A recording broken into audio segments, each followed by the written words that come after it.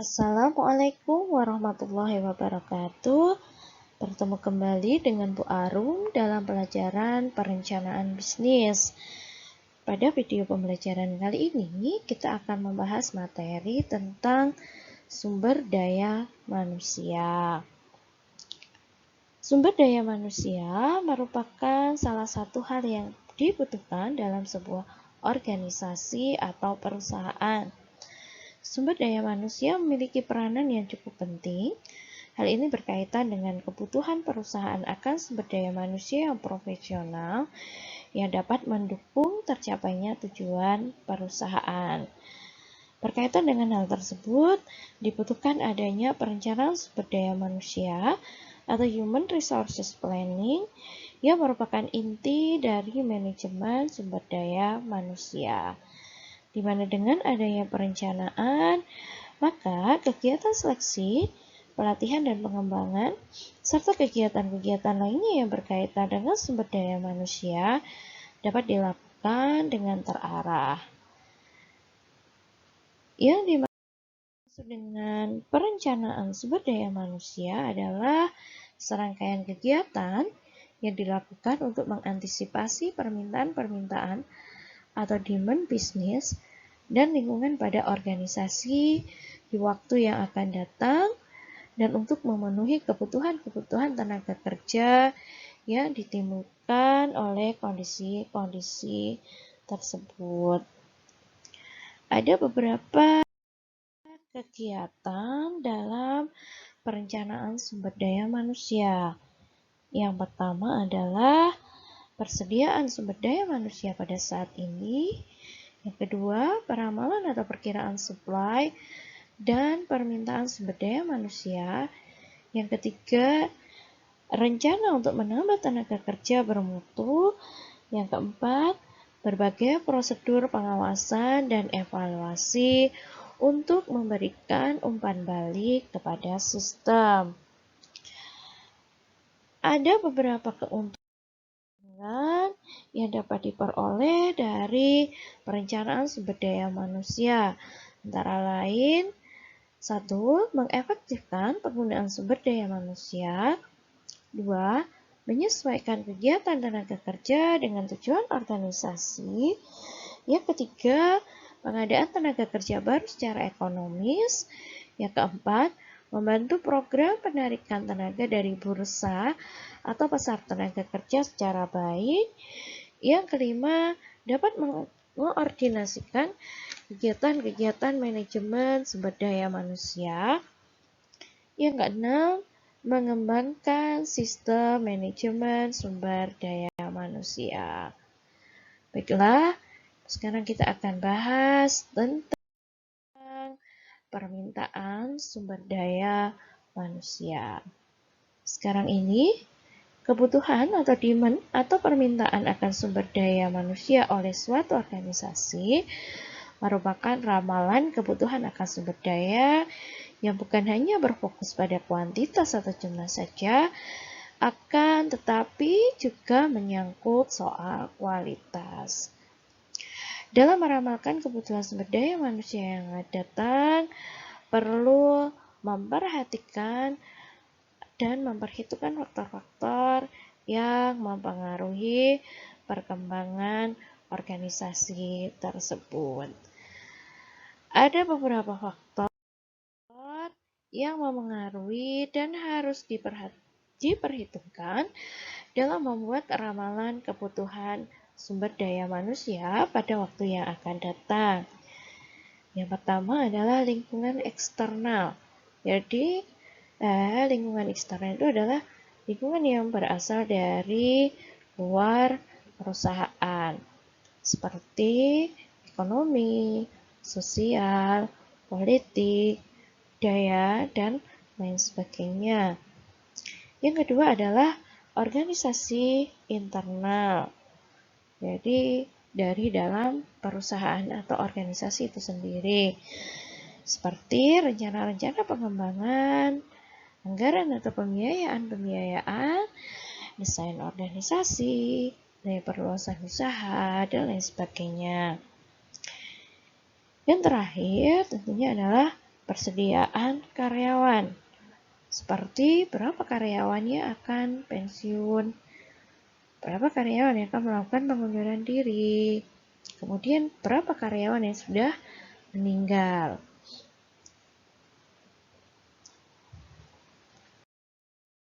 Peramalan atau forecast kebutuhan sumber daya manusia secara logis dapat dibagi menjadi 3, yaitu yang pertama, ramalan permintaan sumber daya manusia. Ramalan akan kebutuhan permintaan ini sebaiknya dibagi ke dalam permintaan jangka panjang dan permintaan jangka pendek. Dalam membuat ramalan permintaan ini perlu mempertimbangkan atau memperhitungkan rencana strategis organisasi, perkembangan penduduk, perkembangan ekonomi, dan lain sebagainya. Yang kedua adalah ramalan persediaan sumber daya manusia. Dalam membuat ramalan persediaan sumber daya manusia ini perlu memperhitungkan antara lain persediaan sumber daya manusia yang sudah ada sekarang ini, baik jumlah maupun kualifikasinya, tingkat produksi atau efektivitas kerja sumber daya yang ada tersebut, tingkat pergantian tenaga, angka absensi karyawan atau tenaga kerja, dan tingkat rotasi atau perpindahan kerja. Yang terakhir adalah perlakuan atas sumber daya manusia. Berdasarkan perhitungan atau ramalan kebutuhan di suatu pihak dan ramalan persediaan sumber daya manusia yang ada saat ini, maka perlu tindak lanjut atau perlakuan yang akan diambil. Ramalan perlakuan ini misalnya pengangkatan pegawai baru, penambahan kemampuan terhadap pegawai yang sudah ada melalui pelatihan, pengurangan pegawai, dan lain sebagainya. Ada beberapa teknik yang dapat digunakan untuk meramalkan kebutuhan permintaan sumber daya manusia. Yang pertama adalah teknik-teknik ramalan ahli. Teknik yang bisa digunakan antara lain adalah teknik Delphi, survei ahli secara formal, keputusan informasi, dan segera. Yang kedua adalah menggunakan teknik kecenderungan tren. Antara lain bisa dilakukan melalui analisis statistik, rasio produktivitas, ekstrapolasi, dan indeksasi. Berikutnya bisa menggunakan analisis anggaran dan perencanaan. Estimasi atau perkiraan kebutuhan karyawan didasarkan kepada anggaran dan rencana organisasi. Hal ini berarti bahwa anggaran organisasi ini mempunyai otoritas atau kekuasaan untuk menambah karyawan. Data ini ditambah pula pertimbangan-pertimbangan ekstrapolasi, perubahan-perubahan persediaan karyawan. Misalnya, pensiunan, sudah pensiun ya, maksudnya di sini. Bisa juga dari yang sudah keluar dari pekerjaan, dan sebagainya. Berikutnya menggunakan model-model komputer. Pendekatan ini didasarkan pada struktur organisasi. Perusahaan-perusahaan besar telah melakukan ramalan kebutuhan tenaga ini berdasarkan hasil simulasi perhitungan-perhitungan komputer. Dalam hal ini, perhitungannya itu memperhitungkan faktor-faktor internal dan eksternal organisasi, sehingga para ahli dapat membuat berbagai model simulasi komputer. Teknik berikutnya menggunakan analisis usaha baru, analisis beban kerja, dan pendekatan normatif. Pendekatan normatif ini didasarkan pada struktur organisasi perusahaan departemen atau bagian. Selanjutnya, kita akan membahas tentang pengadaan atau supply sumber daya manusia. Ketika sebuah organisasi telah selesai melakukan proyeksi kebutuhan atau peramalan kebutuhan sumber daya manusia, dalam waktu tertentu, maka langkah selanjutnya adalah pemenuhan untuk lowongan yang dibutuhkan. Lowongan atau permintaan ini dapat dipenuhi dari dua sumber. Yang pertama adalah dari karyawan yang ada di dalam organisasi itu sendiri yang akan dialih tugaskan atau dipromosikan. Sumber yang kedua adalah dari luar perusahaan atau organisasi. Pengadaan atau suplai sumber daya manusia itu terdiri dari dua hal. Yang pertama adalah perkiraan suplai internal.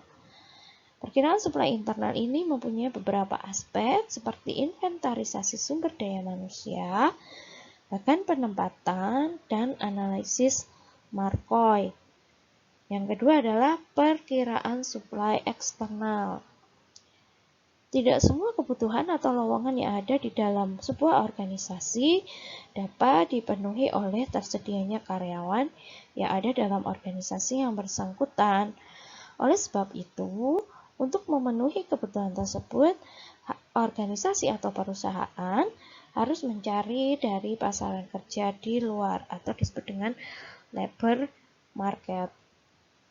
Analisis suplai eksternal sumber daya manusia ini didasarkan pada informasi, antara lain dari iklan-iklan di media massa, publikasi-publikasi, bursa tenaga kerja, bisa juga dari lembaga-lembaga pendidikan, pelatihan, dan sebagainya. Sehingga agar bisa memperoleh informasi sumber daya, maka perusahaan perlu menjalin kerjasama dengan lembaga-lembaga pendidikan yang bermutu. Sekarang kita akan membahas tentang sistem perencanaan sumber daya manusia. Berdasarkan berbagai penjelasan yang sudah saya jelaskan tadi, maka bisa kita simpulkan bahwa sistem perencanaan sumber daya manusia pada pokoknya itu meliputi perkiraan, permintaan, dan suplai karyawan atau tenaga di suatu organisasi. Sehingga bisa disimpulkan bahwa kegiatan perencanaan sumber daya manusia itu terdiri dari 4 kegiatan, yaitu investasi persediaan sumber daya manusia, perkiraan atau peramalan sumber daya manusia, penyusunan rencana sumber daya manusia, dan yang terakhir adalah monitoring dan evaluasi. Demikian materi yang kita bahas pada hari ini. Semoga kalian semua dapat memahaminya. Sebenarnya saya akhiri dulu. Wassalamualaikum warahmatullahi wabarakatuh.